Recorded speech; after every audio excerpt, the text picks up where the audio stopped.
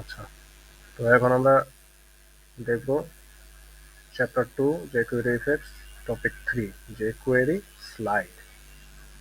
আচ্ছা, তো jQuery effect sliding, sliding জিনিসটা কি? স্লাইড মানে হচ্ছে একটা জিনিস স্লাইড করবে, ঠিক আছে, মানে আস্তে করে এক জায়গা থেকে ডানে আমরা স্লাইড জিনিসটাকে বুঝি, হয়তো ডানে বামে স্লাইড হবে অথবা উপরে নিচে স্লাইড হবে, ঠিক আছে।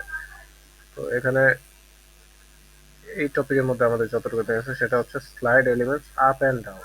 ওকে, তো যদি ক্লিক করি তাহলে আমরা কি দেখলাম, এখানে ক্লিক করার পরে স্লাইড ডাউন হয়েছে, আবার যদি ক্লিক করি স্লাইড আপ হয়েছে।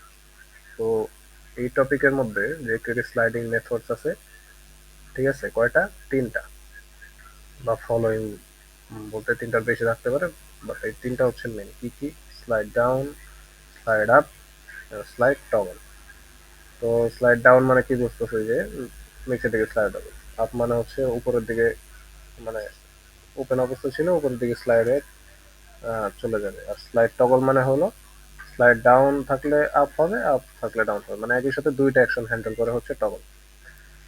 তো ফার্স্টের মেথডটা যদি আমরা দেখি, যে query slide down method, first method যে কোয়েরি স্লাইড ডাউন মেথড।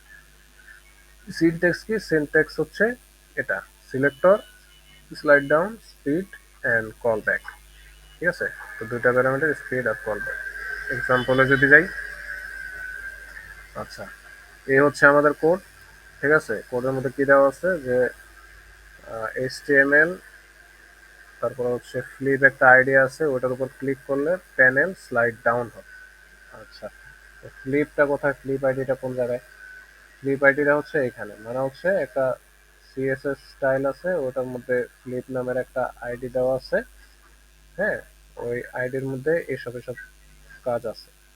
তো এই ফ্লিপটার উপর, ঠিক আছে, এই ফ্লিপটার উপর অ্যাকশন হবে যখন আমরা এই ফার্স্টে ক্লিক করব, মানে এটার উপরেই কাজ হবে।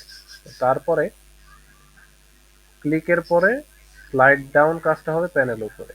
তো এই প্যানেলের ভিতরে যেহেতু এই ফ্লিপটা আছে, আবার এই প্যানেলের ভিতরে যেহেতু এটা আছে, তো আলটিমেটলি এই প্যানেলের উপরে ওই কাজগুলো হবে, স্লাইড ডাউনের কাজটা হবে স্পেশালি প্যানেলের উপরে। তো এখানে যদি আমরা ক্লিক করি, ডেমনস্ট্রেশন দেখলে, ক্লিক করলে এই যে স্লাইড ডাউন হয়েছে।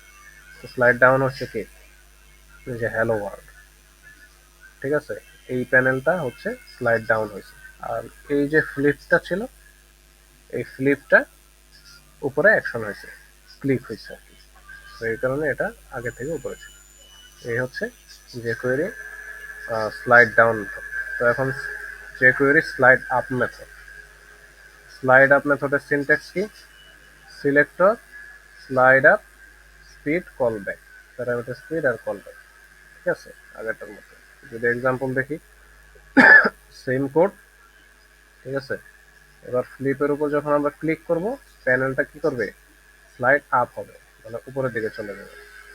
তার মানে এটার উপর যখন আমরা ক্লিক করব ফ্লিপের উপরে, এই প্যানেলটা উপরের দিকে চলে যাবে। আমরা ডেমনস্ট্রেশন দেখি, এই যে এটার উপর যদি ক্লিক করি, নিচেরটা কি হয়েছে? উপরের দিকে স্লাইড আপ হয়ে গেছে। তারপর হচ্ছে third method, jQuery slide toggle method, ঠিক আছে।